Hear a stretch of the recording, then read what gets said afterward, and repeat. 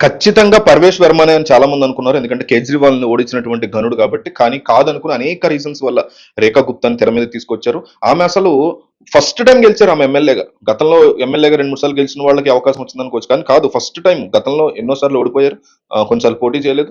ఈసారి షాలిమార్ బాగ్ నుంచి ఎమ్మెల్యేగా పోటీ చేసినటువంటి రేఖా గుప్తాని పనిగట్టుకుని ఎమ్మెల్యేగా చేశారు. దానికి సీఎంగా చేశారు. దానికి రకరకాల కారణాలు ఉన్నాయి. అయితే అసలు ఈమె బ్యాక్‌గ్రౌండ్ ఏంటి అనేది చూసిన తర్వాత ఆ కారణాల గురించి మాట్లాడుకుందాం. ఈ వీడియో కొంచెం లాంగ్ ఉంటుంది. బట్ కాస్త ఓపికగా వినండి. చాలా డీటెయిల్డ్ టాపిక్స్ మనం లాస్ట్ లో కూడా రీజన్స్ కూడా మాట్లాడుకుందాం ఒకసారి. సో ఈవిడ బేసిక్ గా ఈ రేఖా గుప్తా అనేటువంటి వ్యక్తి మనకి హర్యానా ప్రాంతానికి చెందినటువంటి జులానా సబ్ డివిజన్ లోని నందిగఢ్ అనే ప్రాంతంలో పుట్టి పెరిగారు. తండ్రి పేరు జై భగవాన్. ఆయన SBI లో జనరల్ మేనేజర్ గా పనిచేసేటువంటి వారు. ఉద్యోగరీత్యా ఢిల్లీకి ఆయనకి ట్రాన్స్ఫర్ అయింది. సో కుటుంబం మొత్తం కూడా ఢిల్లీకి షిఫ్ట్ అయిపోయింది. ఢిల్లీ యూనివర్సిటీలో పరిధినటువంటి దౌలత్ రామ్ కాలేజీలో ఆమె డిగ్రీని పూర్తి చేశారు. ఆ తర్వాత గజియాబాద్ లోని IMIRC కాలేజ్ ఆఫ్ లాలో LLBని ఆమె పూర్తి చేశారు. నిజమే, ఆవిడ వృత్తిరీత్యా లాయర్ అన్నమాట. కానీ విద్యార్థిగా ఉన్నటువంటి రోజుల్లోనే యూత్ పాలిటిక్స్ కి ఎంటర్ అయ్యారు. ABVP యాక్టివ్ గా ఉద్యమాలు చేశారు. తర్వాత ఢిల్లీ DUSU లో చాలా ముఖ్యమైనటువంటి పాత్రలు పోషించారు. తర్వాత క్రమక్రమంగా బీజేపీ పార్టీకి ఆమె దగ్గర అవుతూ వచ్చారు. ఆ పార్టీలో చేరి కార్యకర్త స్థాయి నుంచి అంచెలంచెలుగా ఎదుగు వెళ్ళారు. 1కి 3 సార్లు కౌన్సిలర్ గా ఆమె ఎదిగారు, గెలిచారు. అట్లాగే మేయర్ గా కూడా సౌత్ ఢిల్లీ కార్పొరేషన్ కి ఆమె పనిచేశారు. ఢిల్లీ బీజేపీ ప్రధాన కార్యదర్శిగా ముఖ్యమైనటువంటి బీజేపీ మహిళా మోర్చా అధ్యక్షులుగా కూడా ఆమె పార్టీ కోసం పనిచేశారు. మొన్న జరిగినటువంటి ఎన్నికల్లో షాలిమార్ బాగ్ ఎన్నికల ఆ నియోజకవర్గం నుంచి మొదటిసారిగా ఎమ్మెల్యేగా గెలిచారు. ఇది ఆమె పొలిటికల్ కెరీర్. ఇక వ్యక్తిగత వివరాలు చూస్తే తండ్రి పేరు ఆల్రెడీ మనం SBI లో మేనేజర్ పనిచేశారు. జై భగవాన్ ఆయన ఫాదర్, ఆవిడ ఫాదర్ అని చెప్పుకున్నాం కదా. 1974 సంవత్సరం జూలై 19 పుట్టినటువంటి ఆమెకి దాదాపు ఇప్పుడు ఒక 50 ఏళ్ల వయసు అనమాట.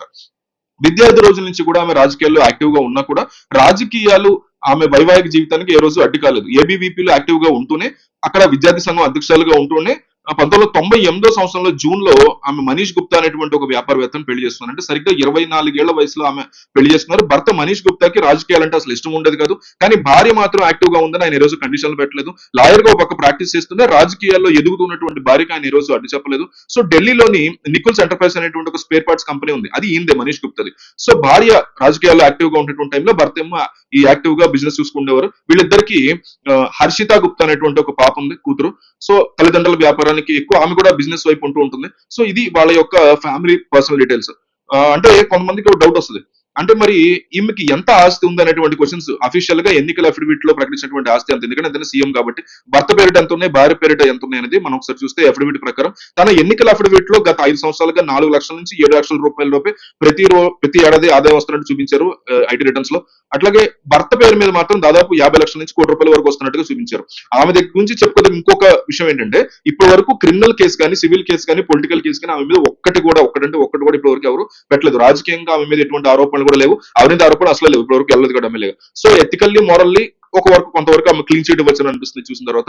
ఆమె అఫిడవిట్ లో ప్రధానంగా 3 పేర్లు ప్రస్తావించారు. ఆమె పేరు, ఆమె భర్త పేరు, ఆమె భర్త మీద ఆధారపడినటువంటి మరో వ్యక్తి పేరు. అంటే బహుశా మామగారు, అత్తగారు అయి ఉండొచ్చు వాళ్ళు. బ్యాంకుల్లో డిపాజిట్లు అయితేనేంటి, పర్సనల్ లోన్ అయితే ఏమి, LIC పాలసీలు అయితే మ్యూచువల్ ఫండ్స్ అయితే ఏమి, అంటే వేరే వాళ్ళ దగ్గర నుంచి మనం తీసుకున్నటువంటి అప్పులు, ఇలా మొత్తంగా కలిపి రేఖా గుప్తా వద్ద 1,25,73,000 విలువైనటువంటి చరాస్తులు ఉన్నాయి. అలాగే భర్త పేరు మీద 1,14,51,000 చరాస్తులు, మూవబుల్ అసెట్స్. భర్త కంటే భార్యకే చరాస్తులకు సంబంధించిన ఆస్తి. అలాగే స్థిరాస్తి, ఫిక్స్డ్ అసెట్స్, పొలాలు, స్థలాలు, బిల్డింగ్లు, అపార్ట్మెంట్లు, ఇవన్నీ కలిపి రేఖా గుప్తా పేరు మీద 2,30,00,000 వరకు స్థిరాస్తులు ఉంటే, భర్త పేరు మీద మాత్రం కేవలం 30 లక్షల స్థిరాస్తులు మాత్రమే ఉన్నాయని వాళ్ళు దాంట్లో మెన్షన్ చేశారు. IT లెక్కల్లో భర్తకి సంవత్సర ఆదాయం ఎక్కువగా ఉన్నటువంటి పరిస్థితిలో స్థిరాస్తుల విషయం మాత్రం భర్తను ఆమె డామినేట్ చేస్తున్నారని కనిపిస్తుంది. అంటే భర్త కంటే ఎక్కువగా ఆమెకి స్థిరాస్తులు కానీ, చరాస్తులు కానీ ఎక్కువగా ఉన్నాయి. సో ఈ రెండు కలిపితే రేఖా గుప్తా వద్ద 3,50,00,000 వరకు ఆస్తి ఓవరాల్ గా ఉన్నట్టు కనిపిస్తుంది. భర్తకు మాత్రం చరాస్తులు కలిపి 2,60,00,000 వరకు ఆస్తి పాస్తులు ఉన్నట్టు కనిపిస్తుంది. సో ఆస్తి లెక్కల్లో భర్త కంటే ఆదాయం ఎక్కువ చూపిస్తున్నారు రేఖా గుప్తా. అప్పుల్లో మాత్రం అంటే డామినేట్ చేయలేకపోయాడు. అంటే 48 లక్షల వరకు ఈవిడికి అప్పులు ఉంటే, భర్త పేరు మీద మాత్రం దాదాపు 71 లక్షల వరకు అప్పులు ఉన్నట్టు లెక్కలు చూపిస్తుంది. అంటే భార్య కంటే భర్త కంటే ఎక్కువగా అప్పులు ఉన్నట్టు కనిపిస్తుంది. సో ఆమె రాజకీయాల్లో ఉన్నారు కదా, ఒక్కసారి కూడా ఎమ్మెల్యేగా గెలవలేదు. మరి ఆమెకి ఇన్ని కోట్ల రూపాయల ఆదాయం ఎక్కడి నుంచి వచ్చింది అనేటువంటి అనుమానం ఎవరికైనా వస్తుంది. సో వృత్తిరీత్యా ఆమె లాయర్ అయినా కూడా షేర్ మార్కెట్ లో ఆమె పెట్టుబడులు ఎక్కువగా పెడుతూ ఉంటారు, ట్రేడింగ్ చేస్తూ ఉంటారు. ట్రేడింగ్ అంటే బాగా ఇంట్రెస్ట్. సో బ్యాంకుల నుంచి వచ్చేటువంటి వడ్డీల వల్ల కూడా ఆమెకు ఆదాయం అనేది సమకూరుతుంది. భర్త మాత్రం కంప్లీట్ గా స్పేస్ పార్ట్ వ్యాపారం అనేది చేస్తూ ఉంటారు. మొత్తంగా చూసుకుంటే, అంటే ఇప్పుడు మెయిన్ పాయింట్‌లోకి వచ్చాను నేను. అసలు ఎందుకు కేజ్రీవాల్ లాంటి ఒక ధీరుడిని ఎదిరించినటువంటి పర్వేష్ వర్మని పక్కన పెట్టి సాహిబ్ సింగ్ వర్మ కొడుకైనా కూడా ఎప్పుడు ఎన్నో సార్లు ఆయన గతం నుంచి పోరాటం చేస్తున్నారు. ఎంపీగా గెలిచారు. రికార్డ్ లెవెల్‌లో ఎంపీగా గెలిచారు పర్వేష్ వర్మ. కానీ ఇది అంటే సౌత్ ఢిల్లీ నుంచే అనుకుంటా. సౌత్ ఢిల్లీ నుంచే గెలిచాడు. అయినా గాని మరి రేఖా గుప్తాని ఎంచుకోవడానికి డిఫరెంట్ రీజన్స్ కనపడుతున్నాయి. ఒకటి మహిళా ఓట్లు ఈ ఎన్నికల్లో కూడా ఆమ్ ఆద్మీ పార్టీకి 5% ఎక్కువ పడ్డాయి బీజేపీ కంటే. సో కానీ బీజేపీకి గతంలో పడిన దానికంటే 9% ఎక్కువ ఓట్లు పడ్డాయి. సో ఆమ్ ఆద్మీ బేస్ ఏంటంటే మహిళా ఓట్లు దాన్ని మళ్ళీ చీలగొట్టాలి ఒకటి. అందువల్ల ఫీమేల్ని వీళ్ళు సీఎంగా ఎంచుకున్నారు అనిపిస్తుంది నాకు.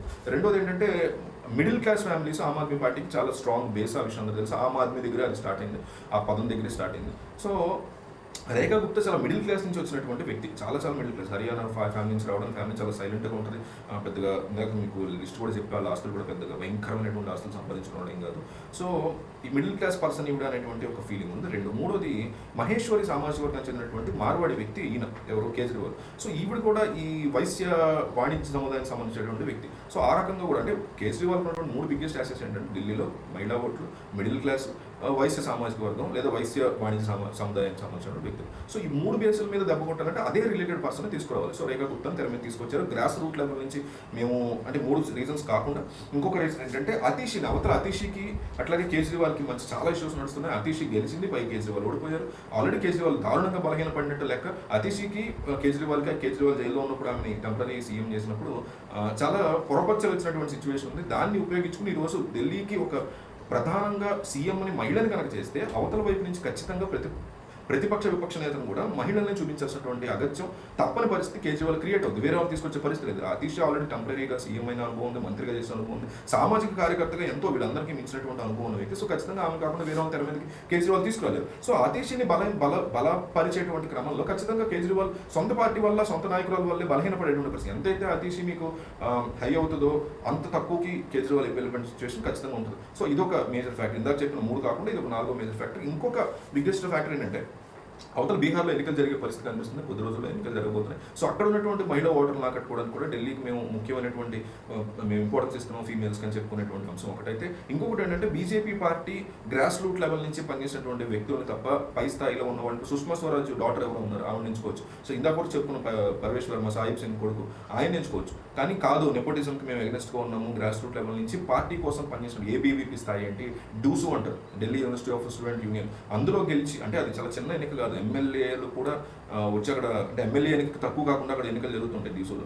అలాంటి ఎన్నికల్లో రాజకీయ నాయకులు కూడా వచ్చి అక్కడ ప్రచారం చేస్తుంటారు. అంత సీరియస్ ఎన్నికలు అనమాట.